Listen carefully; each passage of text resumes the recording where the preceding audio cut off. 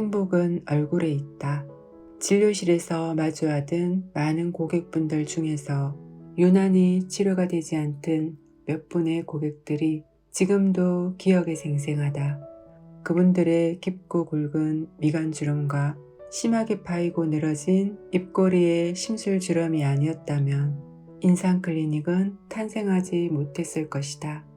아무리 최선을 다해 치료해 놓아도 얼마 지속되지 못하고 다시 파이는 주름을 보며 고객들의 불만보다 나 스스로의 한계에 답답함을 느끼던 어느 날, 고객들의 치료 전 사진들을 늘어놓고 곰곰이 생각해 보다가 중요한 사실을 발견하게 되었다.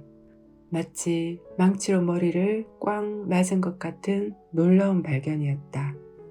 안녕하세요. 마음이 머무르는 책방입니다. 오늘은 스마일 닥터 정찬우 원장님의 인상 클리닉을 소개합니다. 정찬우님은 피부과 전문의로 아름다움을 위해 그 누구도 피해를 봐서는 안 된다는 원칙을 지키기 위해 칼을 쓰지 않고 국소 맞춤만으로 진행하는 비절개, 비수면, 항노화 시술 분야를 개척했습니다. 그리고 그 과정 중 항노화 의학 미용의 목적지라고 할 수 있는 표정근육 재활치료 인상 클리닉을 완성했습니다. 오늘은 아름다운 얼굴에서 꼭 필요한 것이 무엇인지 읽어드리니 영상 끝까지 보시고 구독, 좋아요, 알림 설정 부탁드립니다.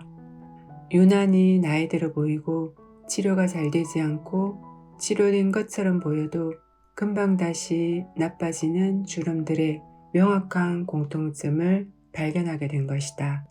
그것은 바로 나쁜 표정 습관이었다.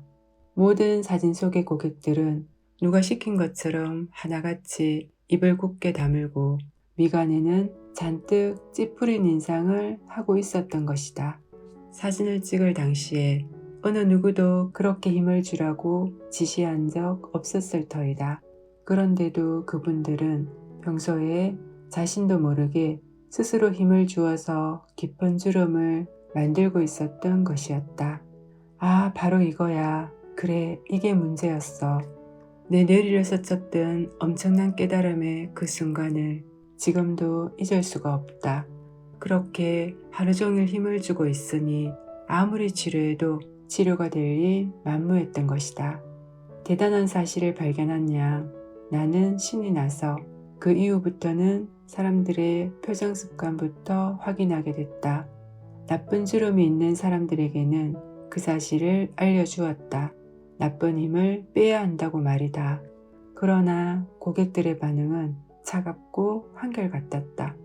힘을 주는 것이 아니라 그냥 편안하게 있는 것인데 어떻게 힘을 빼냐고 말이다. 표정 습관을 어떻게 바꾸지? 그래서 나는 이 무릎에 대한 답을 찾는 노력을 시작하지 않을 수 없었다.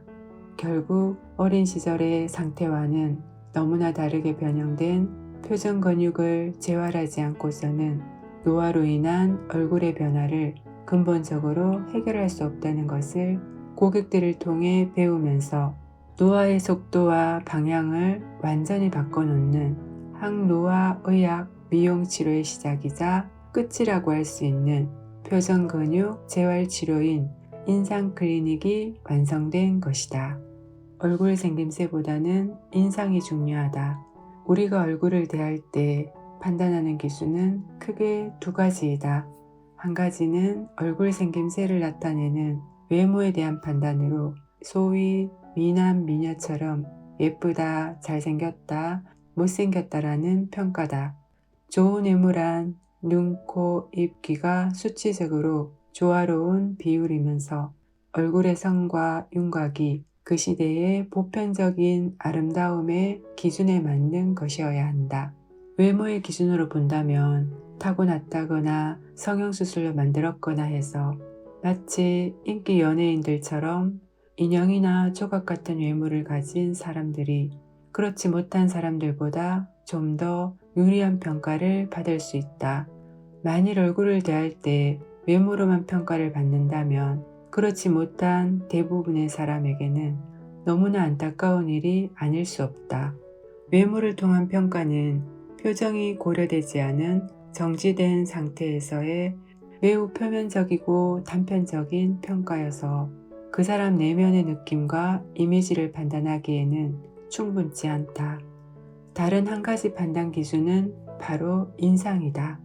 인상의 사전적 의미는 어떤 대상을 보거나 듣거나 했을 때 그것이 사람의 마음에 주는 주관적인 느낌을 말한다.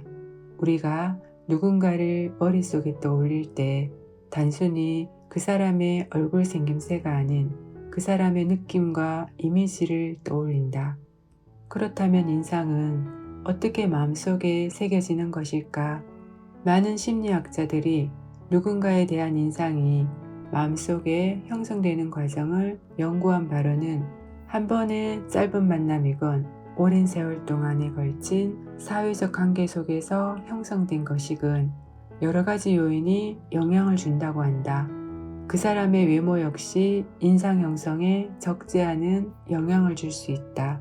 하지만 인상은 얼굴의 미적 기준과 같은 표면적인 모습이 아니라 느낌과 표정에서 드러나는 포괄적인 분위기가 더 중요하다.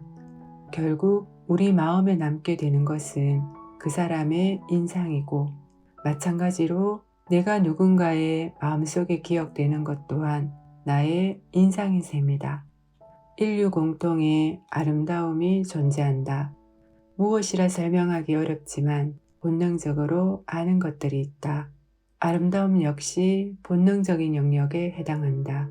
사실 사람은 누구나 타인에게 좋은 인상을 주고 싶어 한다. 중요한 것은 누구에게 호감을 주는 좋은 인상에는 보편적인 기준이 있다는 것이다. 취학 전에 아이들이 모인 어린이집에서 2명의 새로운 선생님이 똑같은 사탕 바구니를 들고 서 있었다. 한 사람은 평범한 외모였고 다른 한 사람은 매우 뛰어난 외모였다. 아이들 중 3분의 2 이상이 뛰어난 외모의 선생님에게서 사탕을 받고자 줄을 섰다. 2000년대 초반에 방송된 국내 다큐멘터리의 한 장면이다. 프로그램은 어린이들의 실험을 통해 아름다움이 선천적으로 인지되는 것인지 후천적으로 학습된 결과인지를 알아보고자 했다.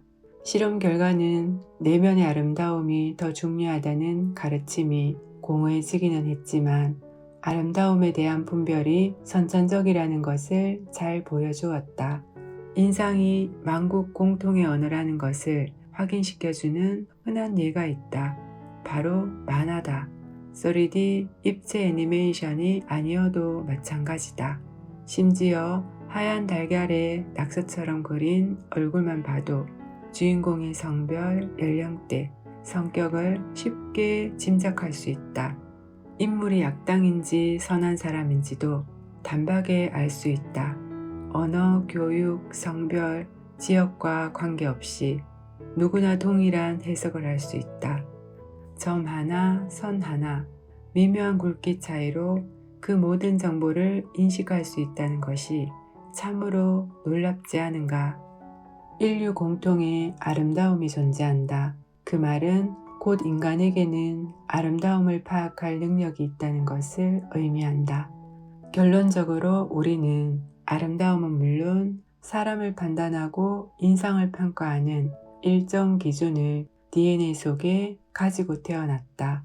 누구나 아름답다고 느끼기 때문에 아름다운 것이다. 젊어 보이는 것이 곧 아름다운 것이다. 아름답지 않은 사람들은 평생 아름답지 않은 채로 살아야 하나요? 타고난 보편적 아름다움을 갖지 못한 사람이라면 이렇게 반문할 수 있다. 하지만 세기의 미모를 탐하는 것이 아니라면 우리는 누구나 아름다워질 수 있다. 필요한 것은 내가 나인 제로의 개성과 젊음이면 족하다. 과학적으로 아름다움을 판단하는 기준 중에서도 가장 중요한 것은 젊음이다. 쉬운 예로 오드리 헵번이나 마릴린 먼로라 해도 나이가 7순이 넘으면 길 가는 평범한 고등학생보다 아름답기 어렵다. 아무리 세계의 미녀라고 해도 세월 앞에서는 빛을 잃고 만다. 반대로 아무리 평범한 외모라 해도 젊은 모습이 나이 들 때보다 아름답다. 결론적으로 젊어 보이는 것은 곧 아름다운 것이다. 전 인류가 노화를 막기 위해 애를 쓰는 것은 학교에서 가르쳐 주지 않아도 누군가에게 배우지 않아도 이 진리를 본능적으로 알고 있기 때문이다. 사람을 만나다 보면 볼수록 점점 멋져 보이는 사람이 있고 처음엔 멋진 외모로 호감이 갔는데 시간이 지날수록 멋짐이 사라지는 분도 있습니다. 저자의 말처럼 사람의 마음속에 오래도록 남는 아름다움은 표정이 고려되지 않은 정지된 상태의 잘생긴 외모보다는 그 사람의 내면에서 풍겨나오는 좋은 느낌과 인상인 것 같습니다. 아름다움에 끌리는 것은 사람의 본성이기 때문에 이제부터 제 모습에서 가장 아름다운 인상을 만들기 위해 내적으로 외적으로 노력해 봐야 되겠습니다. 이 영상이 도움되셨다면 구독, 좋아요 부탁드립니다. 감사합니다.